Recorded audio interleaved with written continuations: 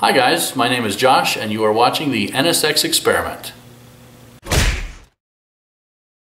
Today we're going to be talking about where and how I found the car. I started with all the normal places, autotrader.com, cars.com, Craigslist, even eBay, all the regular stuff. But it turns out I ended up finding it on Facebook and the car wasn't even for sale. Say what? All the aforementioned websites are a great place to start when you're looking for a car. However, when you're dealing with more of a specialty car like the NSX, it's not a bad idea to be a little more creative. And that's why I recommend joining either a forum or a Facebook page specifically devoted to the car that you're interested in. These pages are full of experts, rookies, enthusiasts, mechanics, all different kinds of people. But the one thing that they all have in common is they all like your car.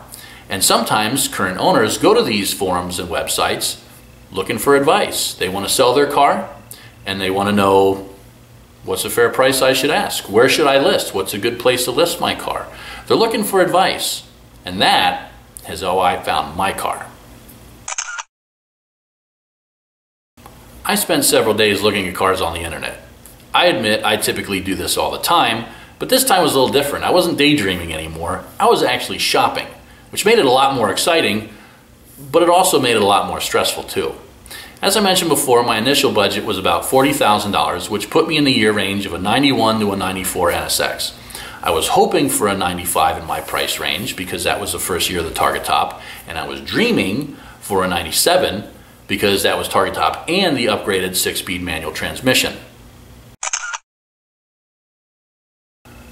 One day I came across an NSX Facebook page where a current owner was looking to sell his clean NSX.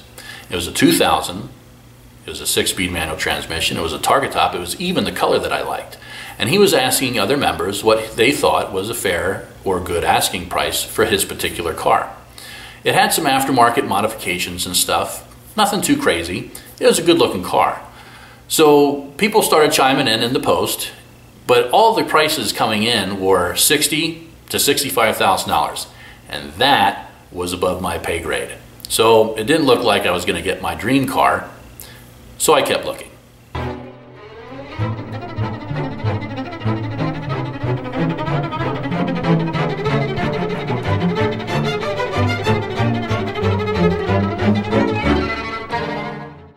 A few days later, I came across that Facebook post again.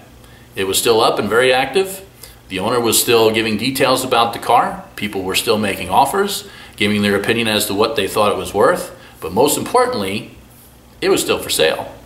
So just for the hell of it, I messaged the owner and I told him, like everyone else, I was of the mindset that the car was worth $60,000 to $65,000 if he was patient for the right buyer. I was in the market for a car just like this, but my maximum was $50,000 and I thought he could get more. So we went chat back and forth a little bit, and I jokingly added, if he couldn't sell it or was desperate to sell it, call me and let me know. But again, I can only do 50. That's my maximum. We chatted a little more and we wished each other well, and that was pretty much that. A few more days went by, and out of the blue, I got another message from that seller asking if I'd be willing to pay $51,000 for his car. And after confirming that he wasn't joking, I told him, you better believe I'll pay $51,000 for that car. It was easy worth $60,000 to $65,000. Book values, people's opinions, current vehicles that were for sale online. For this year, it was all between $60,000 and $70,000. So I jumped all over it. However, I was still very well aware of the too good to be true dilemma.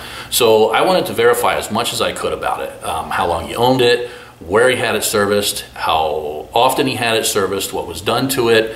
Once I had that information, I actually Googled the shops that he had serviced the car, which were both dealerships. Called the dealerships up, gave them the VIN, talked to the service tech, talked to the service manager. Here's the car, I'm looking to buy the car, here's what's going on. I want to verify if you guys did anything to it. And everything checked out. The seller was a straight shooter. And we went to the next step. The last few steps involved were basically just getting the last documentation together for my credit union so that they could finalize the loan.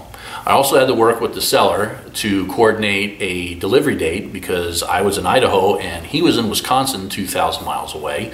So we had to get that figured out. I had to book a plane ticket. I had to go back to the credit union, get the check to take to the seller when all was said and done. So there was a fair amount of coordinating to actually get the car. And we're going to talk more about that, the actual trip out and the day of taking ownership of the NSX on the next episode. But in the meantime, thanks again for stopping by.